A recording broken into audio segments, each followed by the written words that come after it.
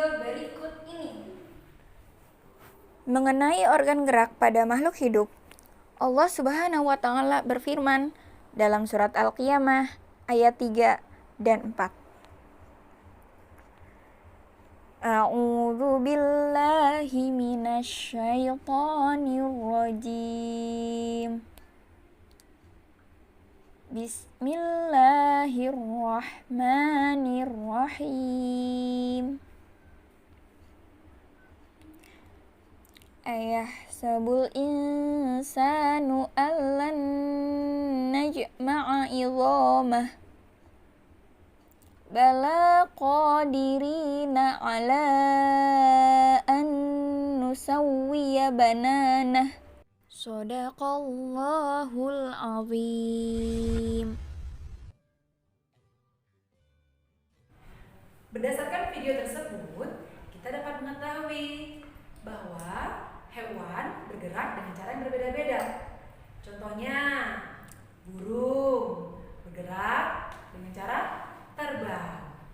Kuda bergerak dengan cara berlari. Ikan bergerak dengan cara berenang. Dan kelinci bergerak dengan cara melompat. Nah, berdasarkan contoh tersebut, maka kita dapat menyimpulkan salah satu ciri makhluk hidup yaitu bergerak. Makhluk hidup akan bergerak apabila mendapat rangsangan yang mengenai sebagian atau seluruh bagian tubuh. Organ gerak manusia dan hewan menggunakan organ gerak yang tersusun dalam sistem gerak. Organ gerak berguna untuk berlari, berjalan, memanjat, melompat, berenang, dan lain-lain. Tahukah anak-anak, organ gerak pada hewan dan manusia memiliki kesamaan. Alat gerak pada hewan dan manusia ada dua macam, yaitu alat gerak aktif dan alat gerak pasif. Kedua alat gerak ini bekerja sama dalam bentuk pergerakan. Nah, kerjasama antar alat gerak tersebut membentuk suatu sistem yang dikenal dengan sistem gerak. Oke, tahukah anak-anak hebat mengapa tulang disebut sebagai alat gerak pasif? Karena tulang tidak dapat bergerak dengan sendirinya. Tanpa adanya alat gerak aktif yang mempengaruhi tulang, maka tulang-tulang pada manusia dan pada hewan akan tetap diam dan tidak akan dapat melakukan pergerakan. Sedangkan otot disebut sebagai alat gerak aktif karena otot memiliki suatu senyawa kimia yang membuatnya dapat bergerak. Baik anak-anak hebat, setelah kalian mengetahui tentang alat gerak pada manusia dan hewan, mari sekarang kita membuat cerita dengan tema alat gerak. Sebelum membuat cergam, tahukah kalian apa sih itu cergam?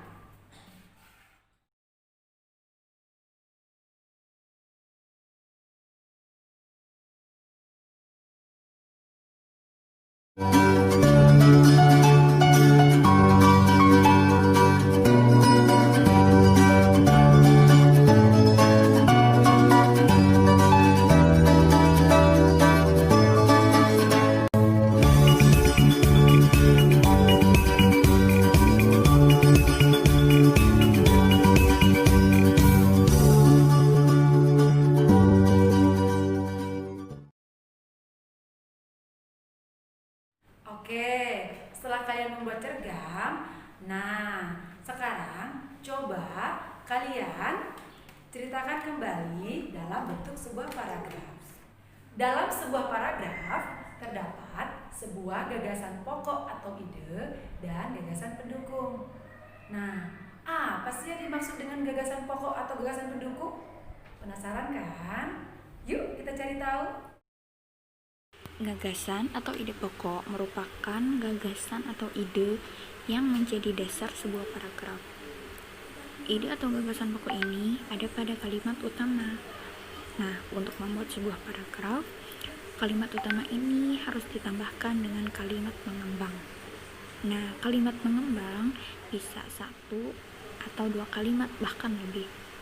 Dari situlah kita dapat membuat paragraf. Kita lihat lagi contoh paragraf yang tadi ya. Nah, di sini kita menemukan kalimat utamanya yaitu organ gerak hewan dan manusia yang memiliki kesamaan. Lalu, ide pokoknya apa? Kita dapat simpulkan bahwa ide pokoknya yaitu kesamaan organ gerak hewan dan manusia. Nah, terkait kalimat utama ini tidak melulu ada di awal paragraf. Ada yang di akhir, ada juga yang di awal dan di akhir, yang disebut dengan campuran. Baik anak-anak, Ustazah sudahi dulu ya, semoga bermanfaat. Terima kasih.